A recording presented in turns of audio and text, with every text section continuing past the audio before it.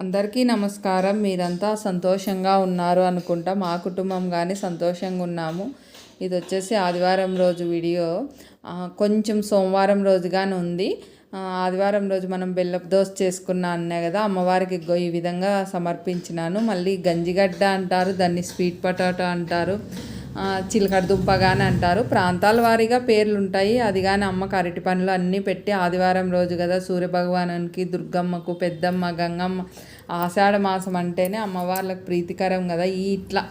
ఈ ఆషాఢ మాసం అని, శ్రావణ మాసం అని, దేవి నవరాత్రులని, అప్పుడు వచ్చేసి ఇది మహాశక్తి మణిదీప వర్ణము చదువుకున్నా కానీ చాలా విశిష్టంగా ఉంటుంది, ఫలితాలు ఉంటాయి.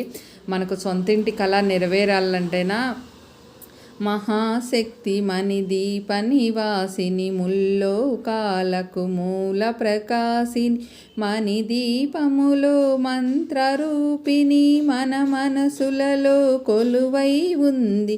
సుగంధ పుష్పాలెన్నో వేలు, అనంత సుందర సువర్ణ పూలు అని మణిదీపవర్ణం పాట ఉంది. అది 32 శ్లోకాలతో ఉంది. ఆ పాట చదువుకుంటేనే ఇట్లా విశిష్టమైన రోజుల్లో చాలా మంచి ఫలితం ఉంటుంది. నేనైతే ప్రతిరోజు చదువుకుంటాను. నేను చేసేటివి చెప్తాను. ఈ విధంగా చేసుకుంటే ఇది వచ్చేసి సోమవారం ఉదయాన్నే పూజ కాకనే మా పూజా మందిరము రాత్రిలో పూలు పుష్పాలన్నీ తీసేసి పనుకుంటాను. ఉదయాన్నే లేస్తానే ఇంకా పూజా మందిరం శుభ్రం చేసుకొని ఇంకా దీపారాధన చేసుకునేది అదంతా చేసుకుంటాను. ఈ విధంగా పూజ చేయకనే ఉంటుందని చూపిస్తాను. పూజ చేసినాక ఏ విధంగా ఉంటుందో రేపటి వీడియోలో పెడతాలేండి. మీకు అక్కడ టేబుల్ మీద చూపిస్తేనే అన్నీ ఈ రోజుకి సోమవారానికి అన్నీ రెడీ చేసుకున్నాను. వేపమండలు ముందు రోజు తెచ్చుకొని బాగా నీళ్ళల్లో దుమ్ము అంతా ఉంటుంది కదా, బాగా శుభ్రం చేసుకొని కవర్లో పెట్టుకొని ఫ్రిడ్జ్లో పెట్టుకుంటాను. ఒకరోజు తెచ్చుకుంటే 2-3 రోజులు వచ్చేదట్లా తెచ్చిస్తాడు మా వారు. ఇంకా ఆ విధంగా అన్నీ పెట్టుకున్నా. ఈరోజు సోమవారం కదా, ఇంకా పూజకన్నీ ఈ విధంగా మరి అక్కడ వచ్చేసి విభూతి ఉంది, అది కానీ పెట్టుకున్నాను. ఈరోజు సోమవారం కదా, స్వామికి అభిషేకం చేసుకునేకి శివయ్యకు. మరి వచ్చేసి ఆదివారం సాయంత్రం వచ్చి బీన్స్ తాలింపు చేసిన. అది ఏ విధంగా చేస్తానంటే ఫస్ట్ కడాయి స్టవ్ వెలిగించి కడాయి పెట్టినాను. ఆయిల్ వేసేసి ఆవాలు, జీలకర్ర, ఉద్దిపప్పు, శనగపప్పు, ఎండుమిర్చి, కరివేపాకు, ఆనియన్స్ వేసేసి బాగా మగ్గిచ్చేసినాను. తర్వాత పచ్చిమిర్చి, సాల్ట్ కాదు రాళ్ళుప్పు, పచ్చి కొబ్బరి వేసి మిక్సీ పట్టినాను. నేను ఎప్పుడు రాళ్ళుప్పే వాడతాను. ఏ దానికో సాల్ట్ వేసే దానిలకే కొన్ని దానిలకే వాడతాను. రాళ్ళుప్పు వాడుకుంటే మనకు మంచిది కదా, సముద్రపు ఉప్పు అంటారు. సాల్ట్ అంటేనే కొన్ని కెమికల్స్ కలుపుతారంట. నాకు తెలిసిండే వరకు అది ఆరోగ్యపరంగా నష్టం అంటేనా నేను చేయను. అందుకు నాకు తెలిసిండేది మీకు చెప్తాను. మిక్సీలో తిరిగేస్తుంది కాబట్టి రాళ్ళుప్పు వేసేస్తే తిరిగేస్తుంది. మళ్ళీ వచ్చేసి కుక్కర్లో వచ్చేసి బీన్స్ అన్నీ కట్ చేసుకొని వేసుకున్న. ఆ కుక్కర్లోకి వచ్చేసి కొంచెం నీళ్ళు, ఒక 2 టేబుల్ స్పూన్ అంత నీళ్ళు వేసేసి, కొంచెము బీన్స్ అనేది తేమగా ఉంటుంది కదా, నీరు శాతం ఎక్కువ ఉంటుంది, దాంట్లో కొంచెం ఉప్పు పసుపు వేసి మగ్గించుకునేది 3 విజిల్స్ ఇప్పించుకున్నాను. ఇవంతా బాగా మగ్గిన తర్వాత అది ఎన్ని నీళ్ళు వేసినానో చూపిస్తా చూడండి, మీకు ఐడియా వస్తుంది. ఈ గిన్నెలో మీకు చూపిస్తానని కొన్ని సగానికి నీళ్ళు వేసేసి విజిల్ ఇప్పించినాను. ఎందుకంటేనా నీళ్ళు ఎక్కువ వేసినామంటే మళ్ళీ మనం వంచేస్తాము, ఆ నీళ్ళు వేస్ట్ అయిపోతాయి, పడేస్తాము. రసం పెట్టుకుంటే అదొక పర్వాలేదు. మనం రసం పెట్టుకొని ఒక్కొక్క రోజు రసం పెట్టము. ఇంట్లో బీన్స్ తాలింపు ఒక్కటి నైట్ టైం చేసేటప్పుడు చేస్తూ ఉంటాం కదా, ఈ విధంగా చేసుకోవచ్చు చూడండి.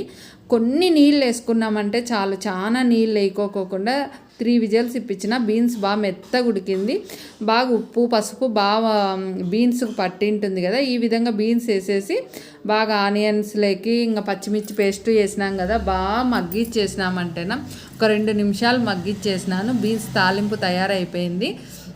ఇంకా బీన్స్ తాలింపు చేసేసి ఆదివారం రోజు సాయంత్రం ఇది మరి వచ్చేసేసి రొట్టి చేసినాను. ఆ రొట్టి ఏం రొట్టి చేసినానంటేనా సద్దపిండి రాగిపిండి కలిపి 2 కలిపి రొట్టు చేసుకున్నాను.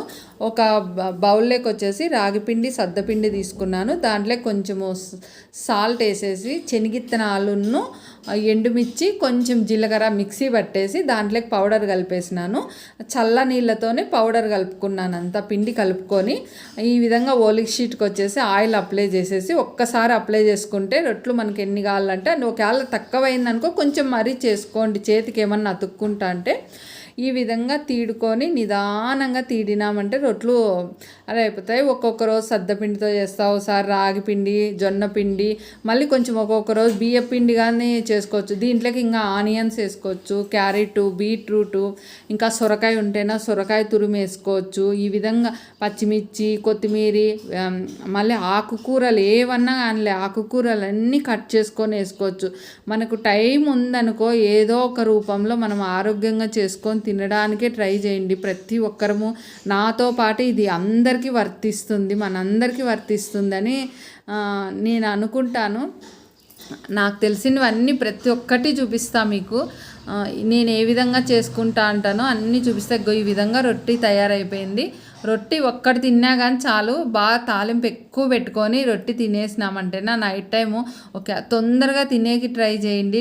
లేట్ అయ్యే కొద్దీ కొంచెము ఫుడ్ తక్కువ తీసుకోండి. తొందరగా తినేటట్లయితేనా కొంచెం ఎక్కువ తీసుకున్నా అరిగిపోతుంది, తింటానే పనుకోకూడదు. మరి ఇంకో రోజు ఇంకో విషయాలు మాట్లాడుకున్నాం ఆరోగ్యం గురించి. ఇంకా మార్కెట్కు ఈరోజే సాయంత్రము ఇప్పుడు మా వారు మార్కెట్కి వెళ్ళొచ్చినారు. ఇంకా వాయిస్ ఇవ్వలేదు, వాయిస్ ఇద్దామనేసి సరే ఇవి కానీ తీసి పెట్టేసి వాయిస్ ఇద్దామనేసి ఈ కాయగూరలు తీసేటప్పటికి గంట ముందే మా వారు మార్కెట్కి వెళ్ళొచ్చినాడు. మా వారు చెప్తా అన్నారు, రేపు ఉదయాన్నే అన్ని కాయగూరలు ఉన్నాయి, వెజిటేబుల్స్ అన్నీ వేసి జ్యూస్ కొట్టు అన్నాడు. ఒక టమోటా, ఒక కాకరకాయ, 2 బెండకాయలు, ఒక క్యాప్సికము, 2 క్యారెట్లు, కొంచెం సొరకాయ, కొంచెము బీరకాయ వేసి మీకు చూపిస్తాను చూడండి. ఈ విధంగా నేను జ్యూస్ చేస్తాను. రేపో మర్నాడో ఎప్పుడు వీలైతే అప్పుడు పెడతాలేండి ఏ విధంగా చేసుకుంటాను. వెజిటేబుల్ జ్యూస్ ఇది అని అంటారు. ఆ జ్యూస్ చేసుకొని రేపు చెయ్యి అని చెప్తా అంటే మీకు కానీ వీడియో తీస్తాను. వీడియో మనం వచ్చేసి ఇంకా మరొక వీడియోలో కలుద్దాం.